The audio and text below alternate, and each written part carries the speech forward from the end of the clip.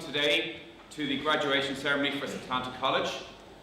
A special welcome to all those who are streaming in who couldn't be here today. A very welcome to them. And we hope you enjoyed today, and it's a very, very special day for all these students who've worked so hard to get to this stage. Before we start, we will bring in the academic procession.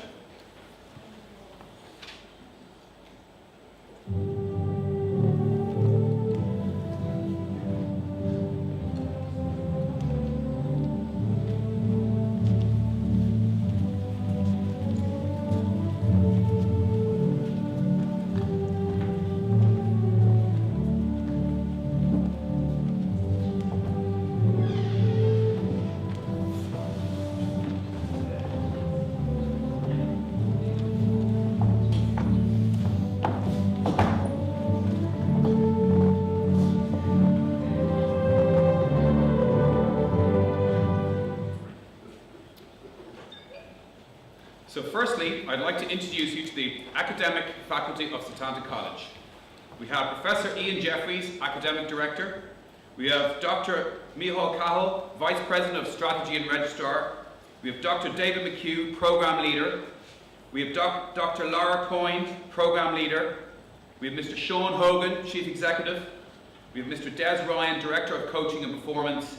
And we have Mr. Ronan Hogan, Program Leader. So what I'll first do is I'll just give you the order of proceedings. So in a minute, we'll have the conferral address by Professor Jeffries, and then we will have the actual ceremony. So how the ceremony will work is I will call out the names, and the students will come down the steps here, receive their scroll, and then they'll have their photo taken. Okay? So firstly, just to introduce Professor Ian Jeffries. Professor Jeffries is well known around the world. Has written a number of books in this field and has worked in over 20 countries. He's very well known and respected, and we're very lucky in Setanta College to have him, and he is going to come up and say a few words for the conferral address.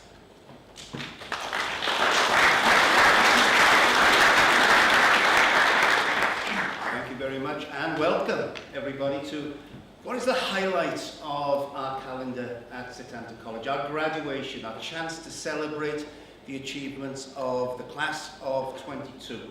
So I'd like to welcome our trustees, our honoured guests, Setanta faculty and other colleagues of Setanta College.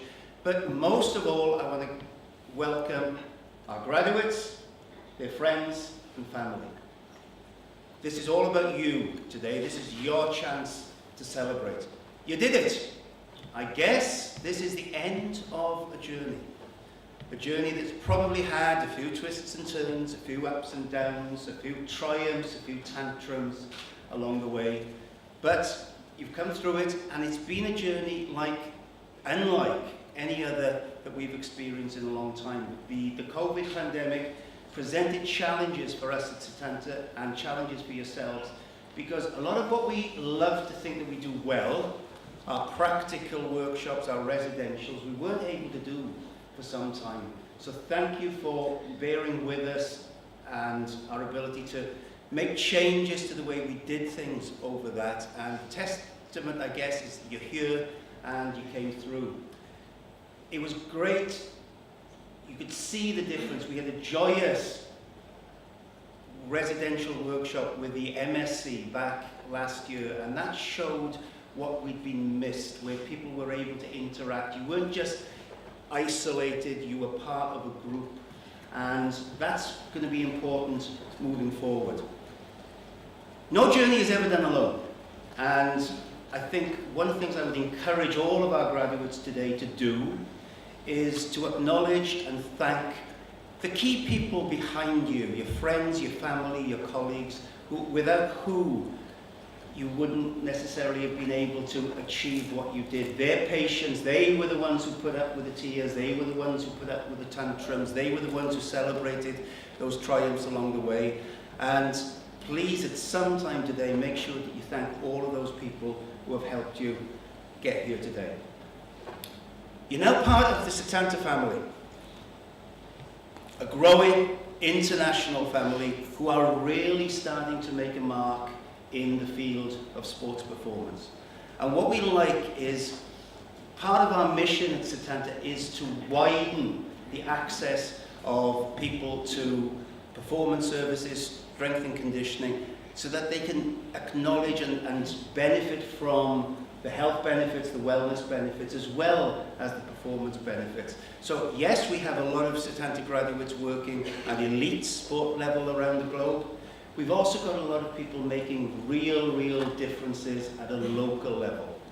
And what I'm confident of, and I guess the challenge to our class of 22 is, it's up to you now to go out, use the knowledge, use the experience that you've got to make a difference, to help other people experience the benefits that strength and conditioning and performance coaching can bring. Our journey continues at Setanta, and what I'd like to do now is just to thank a few people who have left the college, but whose names will or may be familiar to you because they'll have helped you along the journey. To Thomas Callanan, our registrar, to Kevin Smith, our student services, to Joe Warren, who was the program leader for the Masters in Performance Coaching, and to Luke Jordan, who was the performance lead for the certificates and the diplomas. Thank you all for the contributions that you have made. Your journey's not on an end. This is just the end of a part of it. As you move forward, and as I said, our challenge to go out and make an impact, you have resources. We hopefully will be a future resource for you, whether that is further formal study or whether it's accessing the information and the knowledge that is up on this stage, but also you as a group. You have a network that can help you access answers, solutions. What we hope our courses have given you is not just a qualification. It's a way of working, a way of thinking that will hold you in good stead as you move forward. But more importantly today, it's about you. It's congratulations to everybody on your achievements and to wish you the very best in the future, both professionally and personally. Thank you very much.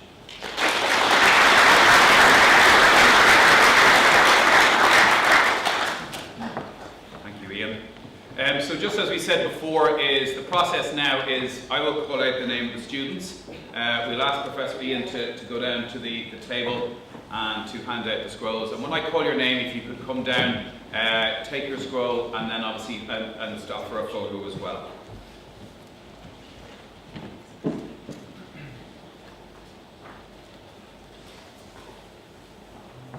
Okay, so for the Diploma in Personal Training and Strength and Conditioning, the first person up is Mark Austin.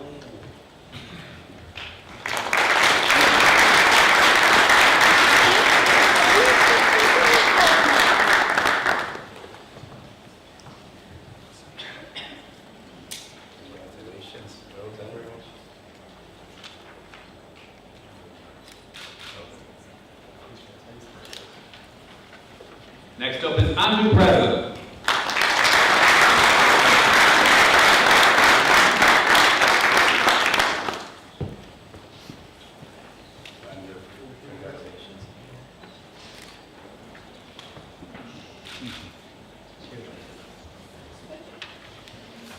And next we have Darren Byrne.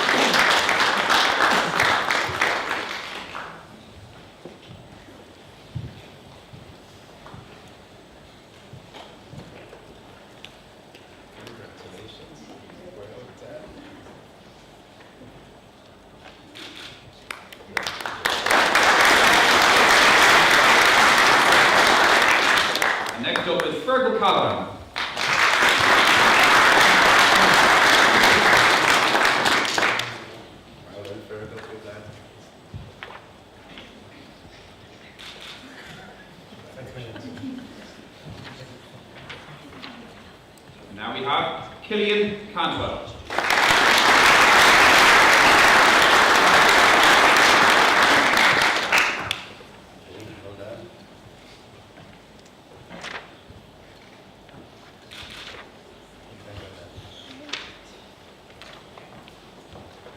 Please welcome Amy Cohen.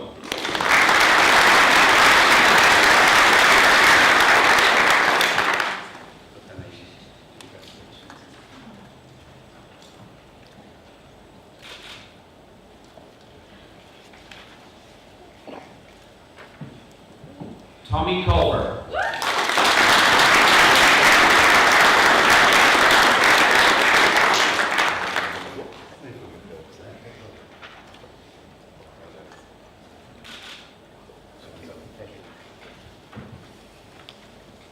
And next we have Nikita Conlon.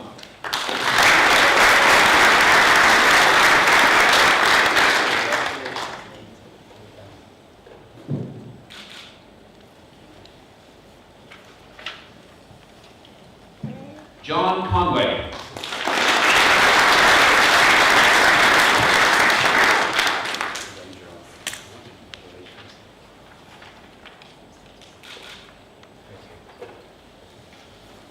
Please welcome Daniel Kuza.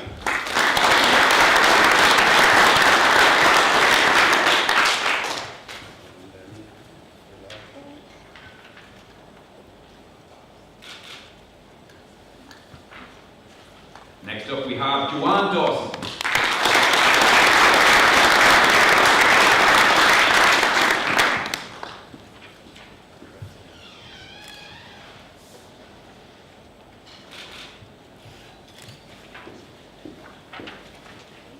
Patrick Devan.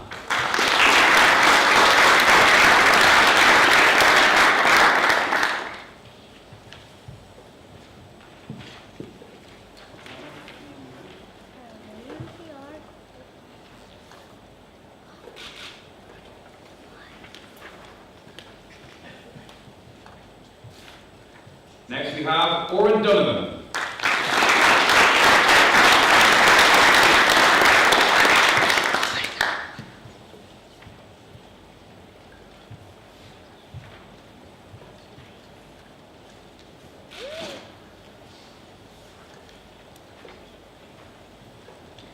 Please welcome John Ferris.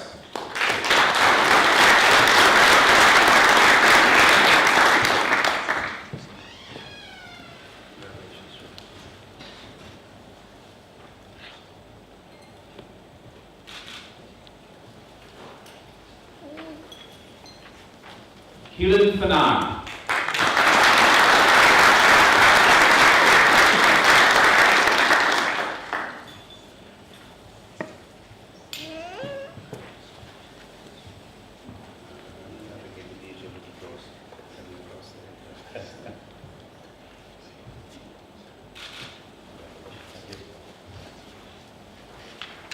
Next we have Anthony Gallagher.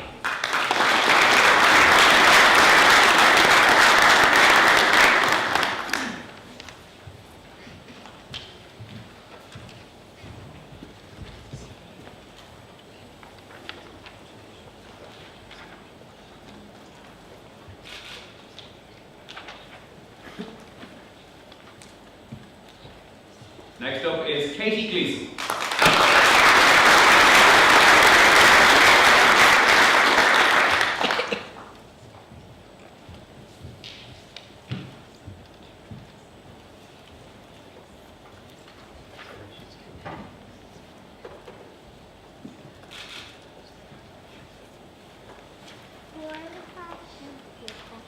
Please welcome Zayn Gavit.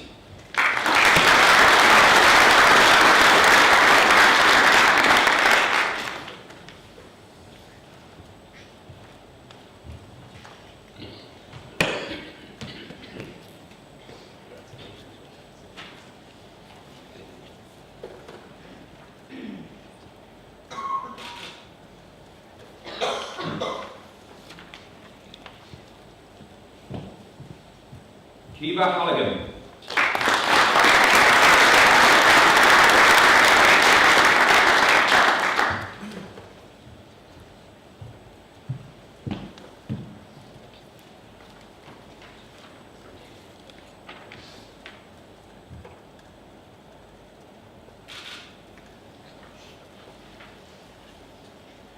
Next we have David Harrington.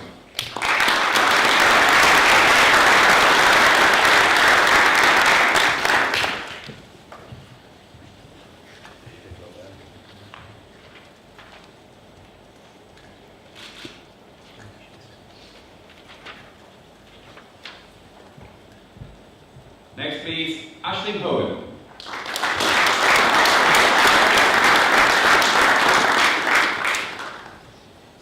Natasha Hogan.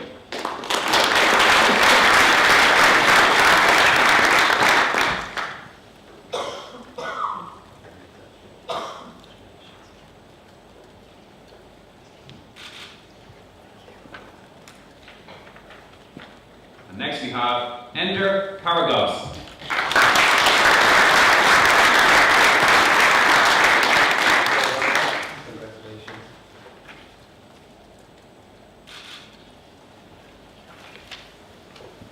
Stephen Keating.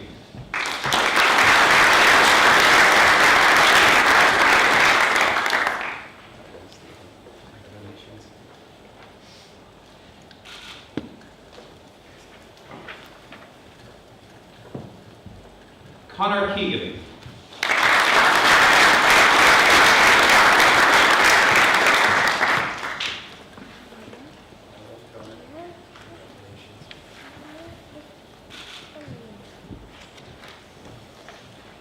Now we have Gary Kelly.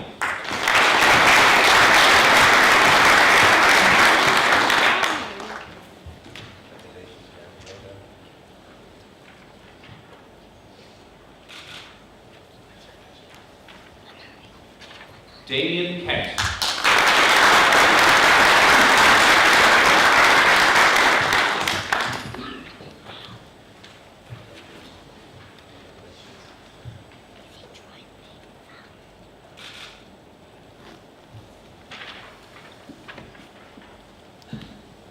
Eamon Kilgannon.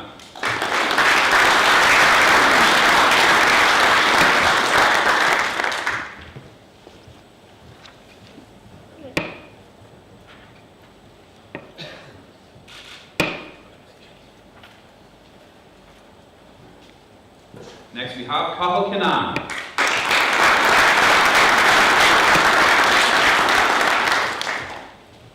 Then we have Sarah Luttrell.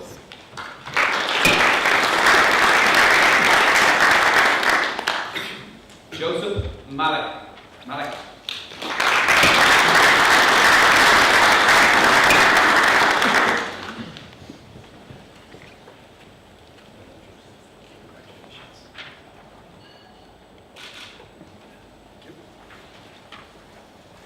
Jasmine Martin.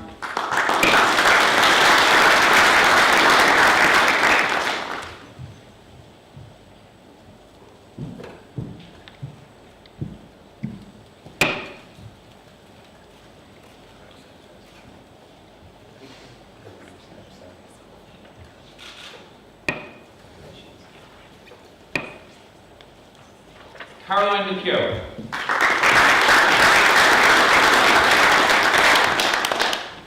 Shane Warren.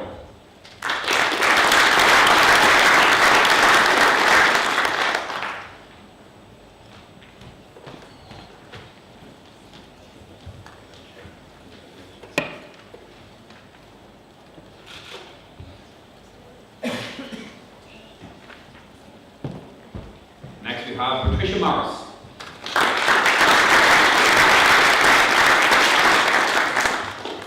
Kira Murphy.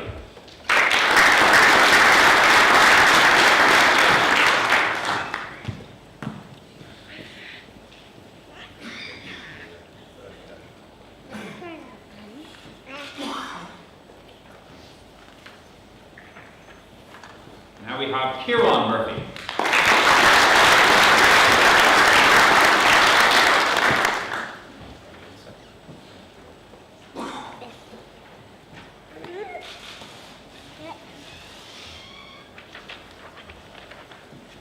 Mike Nelligan.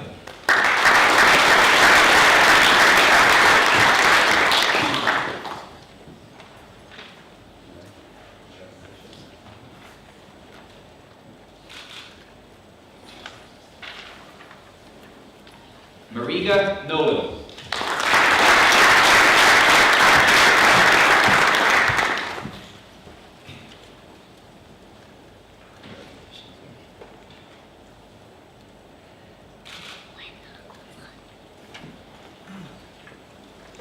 Next we have Sarah O'Connell.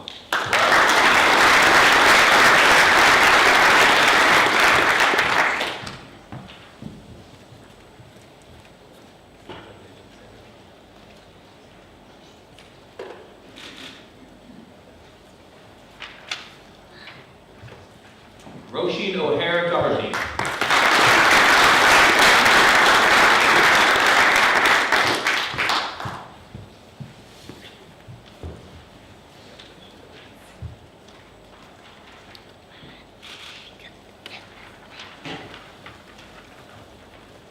Next we have Nigella O'Meara.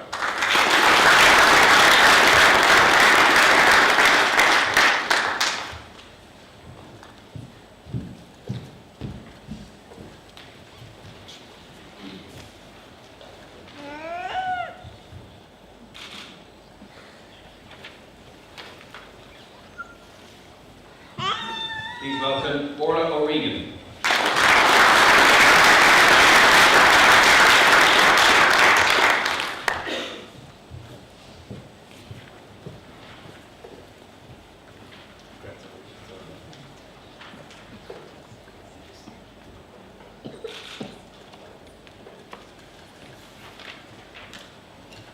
Sophia Papp.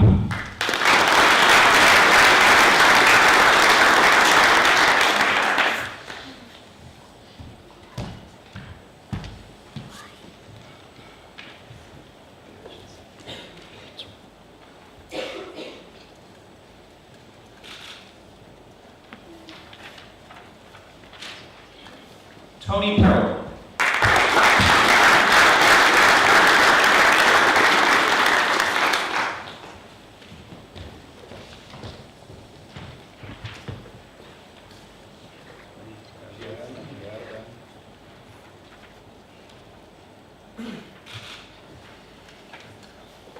Next up we have Josh Quinn.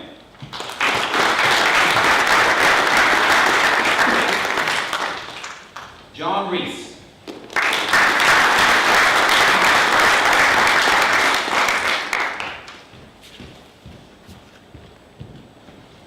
Sounds like a Welsh. Is it? I'm honest. Admit to that. No. So. Next we have Dave Ryan.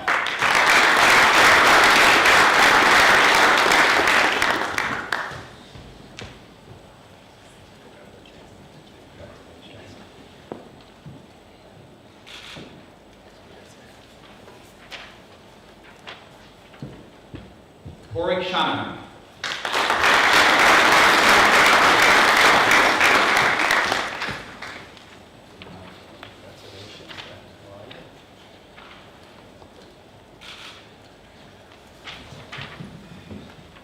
Please welcome Pea Sidovega.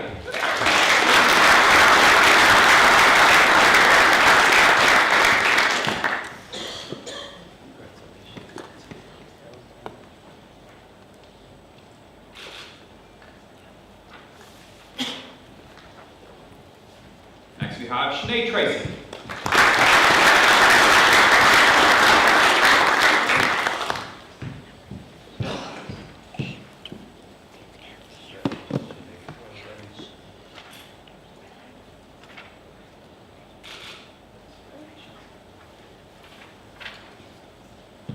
Kelsey Trudgeon.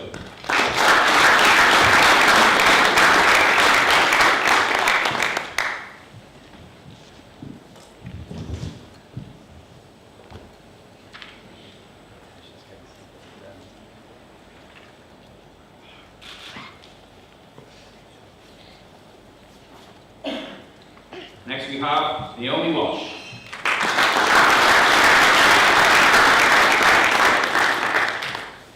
And Fiona Heine.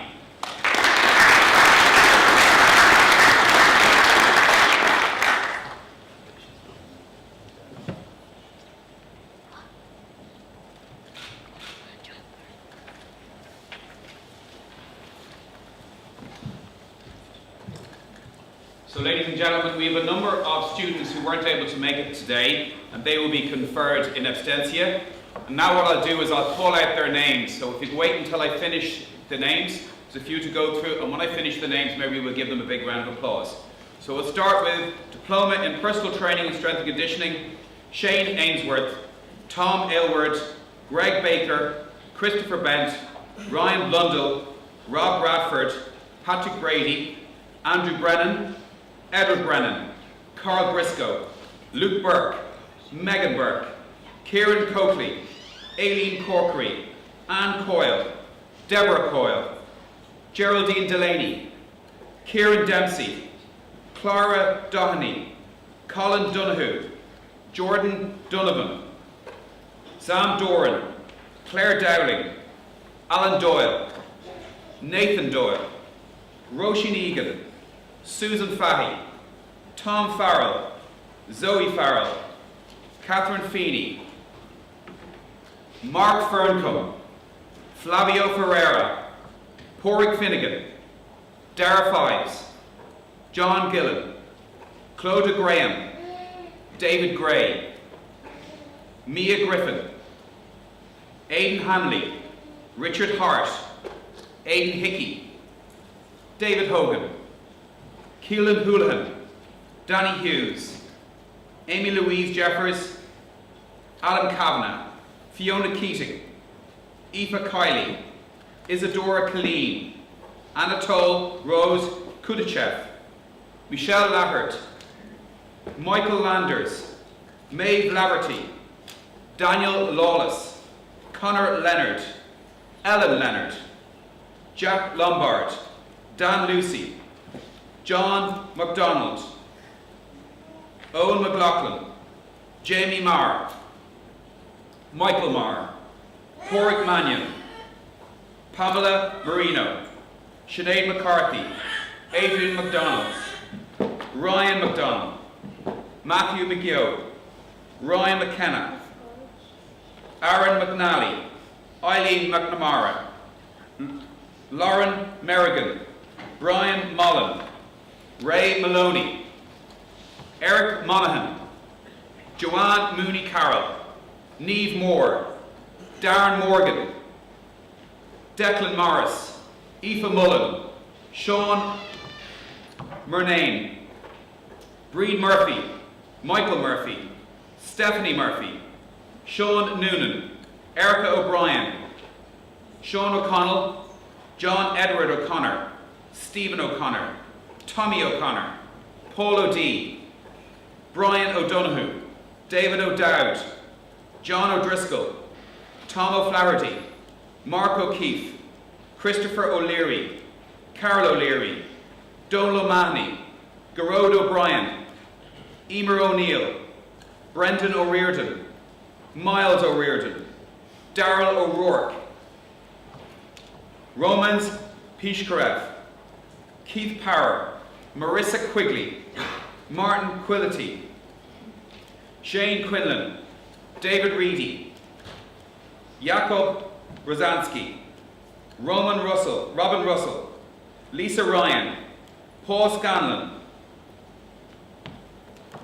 Mikolai Sepka, Connor Shaw, Connor Tierney, John Toohey, Grace Varley, and Gavin Williams. So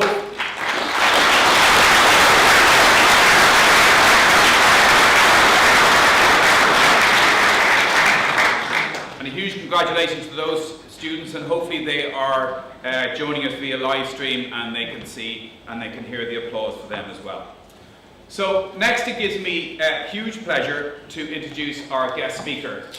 From my role in the IRFU over the last over 20 years, I've had the pleasure of knowing Dave Fagan as he's known. Dave Fagan is a legend in Irish rugby, has been hugely instrumental in the development of players from a strength and conditioning point of view. He's been over 27 years in Leinster rugby, and many of the players that are actually all of us see on TV and representing Ireland on an international stage probably wouldn't be there without the help of David and what he's put in over the years as well. So he's helped develop Leinster Rugby and strength and conditioning within that province and the facilities within the province over the years, and he's been absolutely super and instrumental in how that's done. He's also, and he'll go through with his presentation, but he's also been as a coach to 2 Olympics, to Barcelona and to Beijing as well. So that just gives you a testament to the standard of the person that he is as well. So I'd like to call David up to give you a presentation.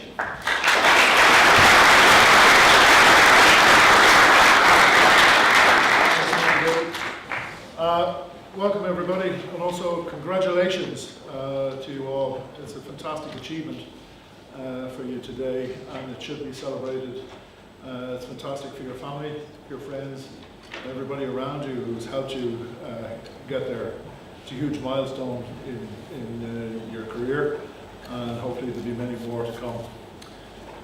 When I was asked to come down, it was kind of difficult to know, okay, what am I going to talk about? And I said, well, maybe I'll talk about why I got into coaching and what I started out as. And there's an old picture, but what drove me into coaching was I was an international athlete. I was a shot putter and discus thrower in my early years. And in Ireland, we had very little exposure to any type of coaching. It was only when I went abroad I found other coaches. I was going, why can't we do that at home? Why can't we kind of put those methods into practice? It got me very interested in coaching and trying to help athletes become the best that they could be. So that's what brought me and drove me into coaching, and that's why I started within athletics in the beginning. So when that happened was in 1986. I was still competing, but I also became national coach for shot put and discus, and then later on to be national throws coach.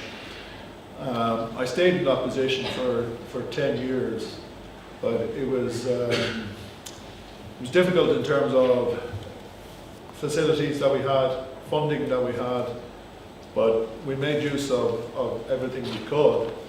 And highlights for us was getting 4 throwers through to Barcelona Olympics, and we had 2 in the top 10 in the World Championships in 1993, which was for us it was a big achievement. We didn't win medals, but we certainly were competing much better on the international stage. But at that stage, I was doing strength and conditioning with teams, and in the early infancy, it was a lot different. In the early 1990s, a lot different than you see it now.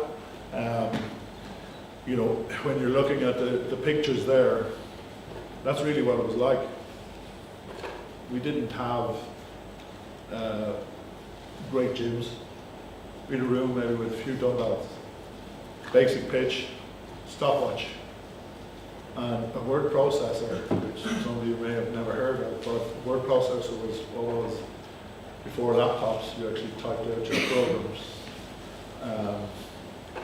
on what was basically a typewriter. And that's basically how we got around. Coaches in the early to mid 90s, particularly in GA teams, county teams, they would come to you and they go, Dave, championship is in 8 weeks' time, get them fit. That was it. That was what you were given, and you had the most basic facilities. But we adapted, and we tried to make things better, and we tried to improve things. And we used what we had and adapted to what we had. And that's very important for you guys going forward in your own career, that you adapt to the surroundings that you're in. Not every team that you go into will have all the bells and whistles. Not everywhere has it. So it's down to you to make the most of what is there. So in 95, 96, I moved to Leinster Rugby. Rugby had just gone professional. We had 6 full-time players and 24 part-time players. Doesn't sound much. But for me, it was an opportunity to coach strength and conditioning on a full-time basis. see players on a daily basis. A lot of those part-time pros were students, so they were in every single day with us. It gave us an opportunity to train and to work on programs with these players on a daily basis. And that's something we hadn't had before. The training age of the players, who were actually professional players, was really zero. It was at a very low standard.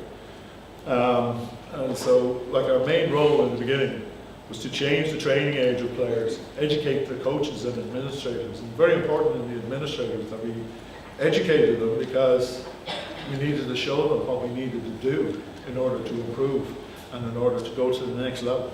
That was very, very important, you know, to educate the people around you as well as just players, okay? So, progressions then in the professional game. 2001, Leinster played in the Celtic Cup final. We played in front of 35,000. It doesn't seem like much nowadays, but back in the early days, you know, when we played Munster, we played in front of 300 people at some stages. The penny dropped at that stage that the game could survive at professional level, which meant that we were going to get more resources. More people would put money in, which meant we were going to get more staff, we were going to get better facilities, we had video analysis, players were becoming better conditioned. Each province then had 2 full-time S&C coaches with each province. And it stayed that way for a number of years until 2005, 2006. And then I was kind of going, what else can I do? How much more can I get out of these players? And I thought about, how do I change the pathway in these players? Can we work with them at a younger age? Can we get hold of them at a younger age? Help prep them for professional rugby. It's no use to us, player coming in at a 0 training age. They should be coming in at a training age of 3, 4 years prep before they get into that stage. So we set up something called the Sub-Academy. And the Sub-Academy was something which is like, it's a prelude to the Academy. It's to get players ready for that. A lot of the academies, they train with the senior teams. So development isn't as much within academies. Our mantra is to make sure that we change the training age of these players coming in. And our mission statement is to change the training age of players entering into professional rugby. And that was huge for us. This is where we could make a difference. When we started initially, the gym, as you can see in the photo, that was a porta cabin. Many great players came through that porta cabin. There was no staff, just myself. We had to set about educating the schools, clubs. No schools had S&C coaches at that time. So we had to really try and educate, get a program together, and start hopefully changing that mantra within schools as well, and getting them to actually appoint S&C coaches. You can see 2 of the players from the original Sub-Academy, which is Cian Healy and Sean O'Brien. Cian Healy's still played against Australia last week. He was part of the first group there in that porta cabin 15 years ago, 16 years ago. He's still playing pro. Sean O'Brien's just retired. He's now joined the coaching staff. They're just 2 of those players, but we did it through very small facilities. And it shows what I want you guys to be a little bit aware of, is that you don't need everything there. That's your wish. Everybody wishes for those things, and you will strive forward for it. But you don't write it off. You go, okay, take a step forward. What difference can we make? Okay? So that's basically what we were doing. Where we are now, and this is for our Sub-Academy, this is not for the senior team, this is a purpose-built training centre which we built 3 years ago. It was 10 years in the planning, trying to get it in, which includes a gym which can accommodate everybody, video analysis suite, meeting rooms, kitchen, gym. And currently we produce 65 to 70% of the senior Irish squad coming from that area. We've had advances in technology, GPS for all players, output sports sensor measurement, force tests. They're the things that we use now. We didn't use them up till a few years ago, but we still produced, and that's what I'm saying. Don't write off because you haven't got A, B, and C in equipment or facilities. You can't do it. This is the staff now. As I said earlier, we only had myself in the beginning, in the pathway. This is led by Trevor Hogan, who's a former international player himself. He runs the rugby side of things. We have a full-time physio. We have a full-time video analyst, 3 S&C full-time coaches, and we have 5 S&C part-time coaches. So we have 8 coaches that are going around, and we have a full-time nutritionist there as well. That's huge in terms of the growth in that, and it's huge for you guys because every school that we have now in Leinster playing in Leinster tournaments have S&C coaches with them. So there's been a huge growth in the industry, huge growth in facilities, and also in staff as well. Okay, lessons learned for me and hopefully for you as you go forward is to be adaptable to whatever environment that you enter. It could be your local GA club. We don't have GPS, you can still do it. You can still actually run a program.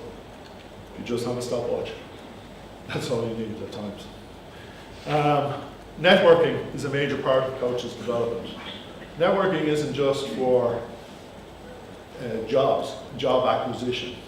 Networking is about getting to know other coaches in the strength and conditioning world and in other worlds as well. Learning from each other. We constantly learn. 35, 40 years later, we're still learning. And your journey, when you may have finished your academic side, your journey still starts here. You're still learning, as we all do, as we go and we coach every day and we work every day. Also, gaining any experience anywhere you can. As somebody who holds interviews and employs people now, one of the things that I look for in the interviews that we do is, has this person put themselves out to actually gain experience to coach? It doesn't have to be in a professional manner. It could be your local camogie side. But have you got out there and coached? Because that's why you're in the position you are. Get out there and coach, and get the experience, put the hours in, and eventually the jobs will come. But that's a huge part of your development. Academics is one thing, coaching is another. You have to learn to put in the coaching hours. Using other coaches to soundboard ideas and thoughts, very important. You have, a network of people here that you've actually gone to college with. Use those people. Put your ideas up. If you've got a season plan, if you've got a gym plan, put it up. What do you think of this? Don't be afraid to be criticised. There's no one right way, but yet you can get constructive criticism from your own peers. Very important. We still use it today. I would still turn to somebody like Des, ring Des, come here, what do you think of that? And he would do the same with me. Always bounce ideas off others before you present them to the athletes. Always. Because they'll ask the questions of you that should be asked. So you keep learning as you develop. So just before I go, we kept it short for you. Just before I go, I'd just like to say again, well done to all of you. Congratulations. It was a great day. And thanks very much to Setanta for having me down. It's been a great privilege to address you on such a momentous day. Thanks very much.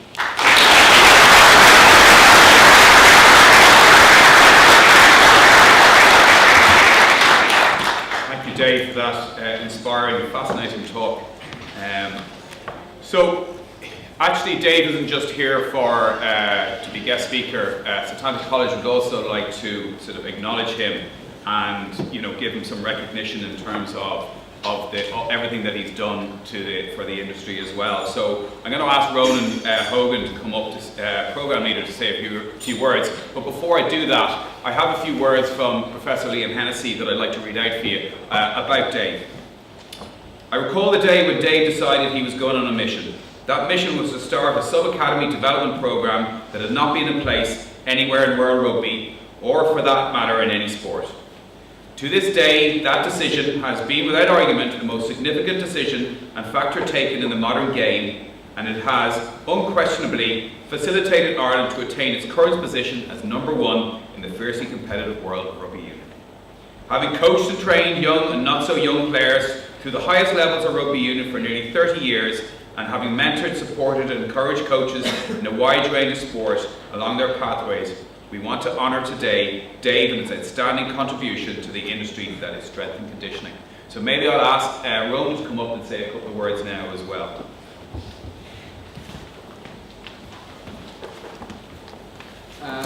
Just expanding on Liam's thank you, he also has a gift for Dave that he received during one of Dave's many learnings with Liam. So Dave had a big emphasis on learnings, and this was in a conference they attended in Ceres in Greece. I was told not to tell the story of the waiter overhead. Yeah, and it's an honour for me to be able to give this award to Dave, because like many coaches before me, I started my trade learning under Dave in Donnybrook. It was unfortunately before the renovation, so I was in the old prefabs. I think one thing Dave didn't say was the dedication and work ethic required on his behalf.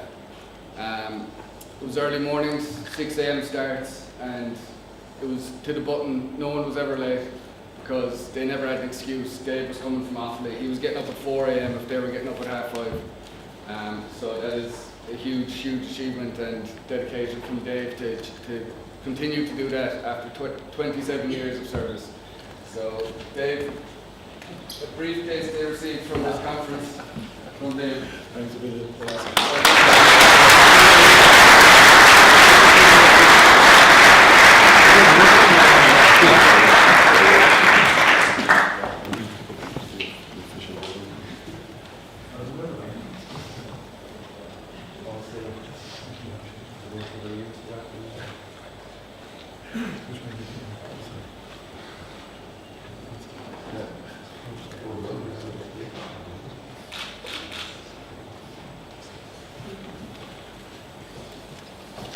Just to say, this morning David received a formal award from the college for his contribution as well. So it's very well deserved. Just before we finish up as well, can I just ask the students, there is going to be a photo afterwards, so if we could ask the students to stay when we're finished. Before we finish, again I'd like to bring in the words of Professor Liam Hennessy, who had a few words that he wants to say as well before we finish. I wish to take this opportunity to congratulate all graduates today on your achievement.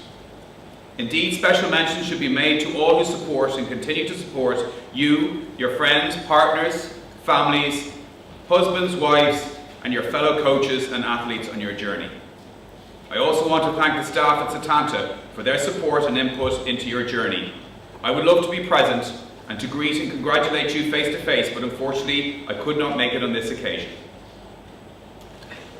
So on those inspiring words from Professor Hennessy, that concludes our ceremony. I'd just like to say an absolute congratulations to all the students who graduated today. For all the family, friends as well, today is the day to tell them how proud they are because of all the hard work that they've done as well. Really enjoy the rest of the day, and thank you so much for coming.